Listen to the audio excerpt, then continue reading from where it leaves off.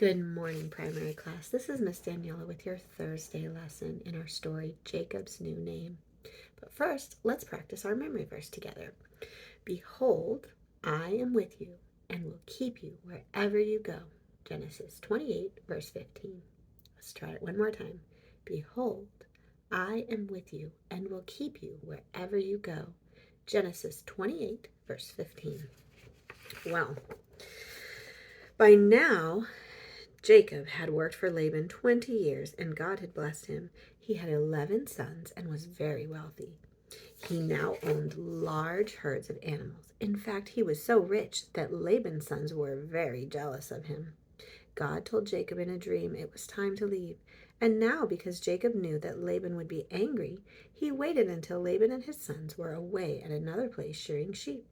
Then Jacob left quickly, taking all of his family and possessions with him. What did Laban do when he found out? Well, find out in Genesis 31, verses 22 and 23.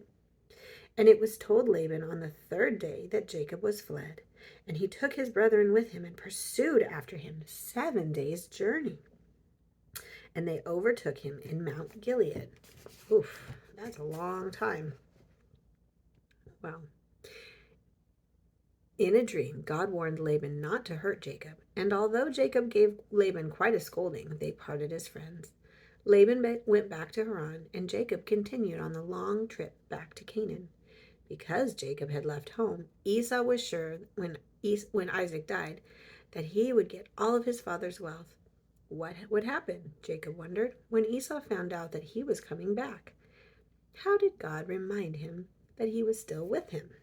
Genesis 32, verses 1 and 2 say, And Jacob went out on his way, and the angels of God met him. And when Jacob saw them, he said, This is God's host. And he called the name of that place Mahanaim.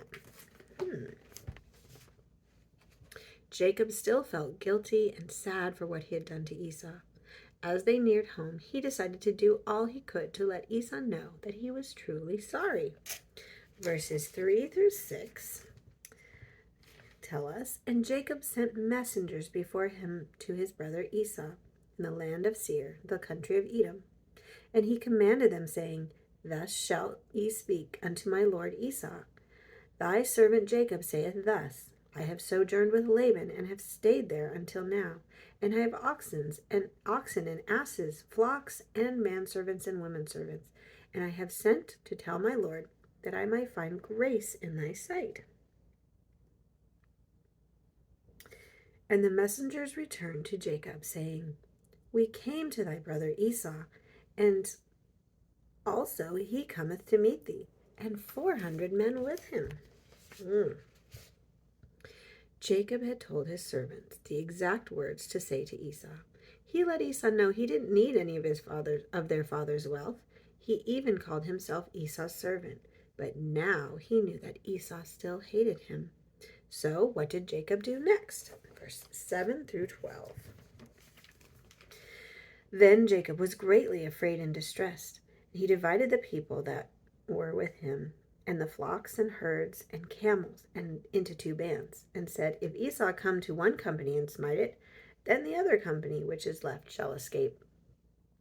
And Jacob said, O God of my father Abraham, and God of my father Isaac, the Lord which saideth unto me, Return unto thy country and to thy kindred, and I will deal well with thee.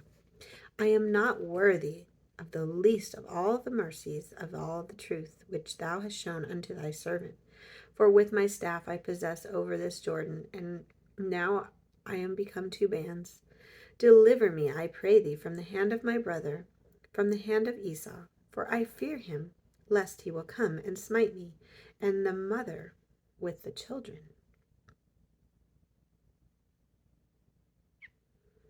And they said, and thou saidst, I will surely do thee good, and make thy seed as the sand of the sea, which cannot be numbered for the multitude.